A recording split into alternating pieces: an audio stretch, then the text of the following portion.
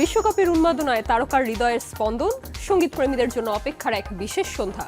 আন্তর্জাতিক অঙ্গনে বাংলাদেশের আরেকটি গৌরবময় অর্জন আর দীর্ঘ প্রতীক্ষার পর বিশ্বমঞ্চে জনপ্রিয় এক ব্যান্ডের প্রত্যাবর্তন। শোবিজ অঙ্গনে আলোচনার কেন্দ্রবিন্দুতে থাকা এমনই কয়েকটি আপডেট নিয়ে এবার থাকছে টুকরো খবর। ফুটবল বিশ্বকাপের আবহে প্রিয় দল আর্জেন্টিনাকে নিয়ে উচ্ছ্বাস প্রকাশ করেছেন চিত্রনায়িকা পরিমণি। সম্প্রতি নিজের ভেরিফাইড ফেসবুক পেজে প্রকাশিত এক ভিডিওতে তাকে আর্জেন্টিনার সমর্থকদের সঙ্গে উচ্ছ্বাসে মেতে উঠতে দেখা যায়। ভিডিওতে ভক্তদের আর্জেন্টিনা স্লোগানের মাঝে সেলফি ক্যামেরার সামনে দাঁড়িয়ে উড়ন্ত চুমো ছুড়ে দেন তিনি। নিজেকে আজীবনের আর্জেন্টিনার সমর্থক উল্লেখ করে পরিমণি বলেন, তিনি লিওনেল মেসির একজন ডাইহার্ড ফ্যান। এমনকি মেসির পায়ে বল থাকলে তার হার্টবিটও বেড়ে যায় বলে জানান। ভিডিওটি প্রকাশের পর সামাজিক মাধ্যমে ব্যাপক সাড়া ফেলেছে।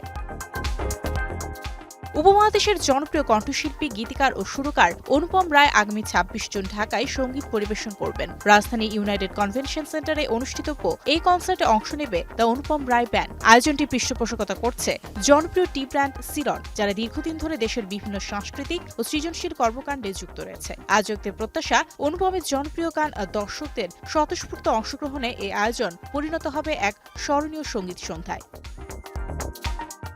পরিবেশ সচেতনতার বার্তা তুলে ধরে জাপানের মর্যাদাপূর্ণ shorts film festival and Asia 2026-এ save the earth ministers award জিতেছে বাংলাদেশি কানাডীয় নির্মাতা ওয়াহিদ ইবনে রেজার অ্যানিমেশন চলচ্চিত্র আফটার আস। মাত্র ৫ মিনিটের এই চলচ্চিত্রে মানব সভ্যতা বিলুপ্তির পর একটি নেকড়ে ও একটি উলভারিনের নতুন পৃথিবী খোঁজার গল্প তুলে ধরা হয়েছে। জাপানের পরিবেশ মন্ত্রণালয় চলচ্চিত্রটি পরিবেশ ও প্রকৃতির পুনর্জন্মের বার্তাকে বিশেষভাবে প্রশংসা করেছে। পুরস্কার গ্রহণ করে নির্মাতা ওয়াহিদ এই সম্মাননা তার ৫ বছর বয়সী কন্যা সামারাকে উৎসর্গ করেন ও ভবিষ্যৎ প্রজন্মের জন্য সুন্দর পৃথিবী গড়ে তোলার প্রত্যাশা ব্যক্ত করেন।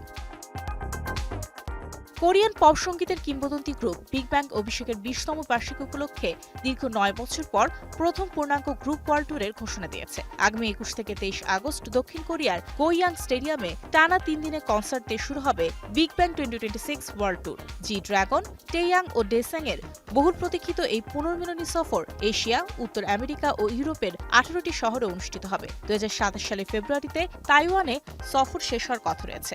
দীর্ঘদিন পর প্রিয় তারকাদের একসঙ্গে দেখতে পেয়ে বিশ্বজুড়ে ভক্তদের মধ্যে ইতিমধ্যেই ব্যাপক উচ্ছ্বাস তৈরি হয়েছে। তারকাদের উচ্ছ্বাস, সঙ্গীতের আয়োজন, আন্তর্জাতিক স্বীকৃতি আর বিশ্ব বিনোদনের বড় প্রত্যাবর্তন। বিনোদন অঙ্গনের আলোচিত সব খবরে চোখ রাখছি আমরা। আরও নতুন খবর নিয়ে আবারও ফিরব আগামী পর্বে।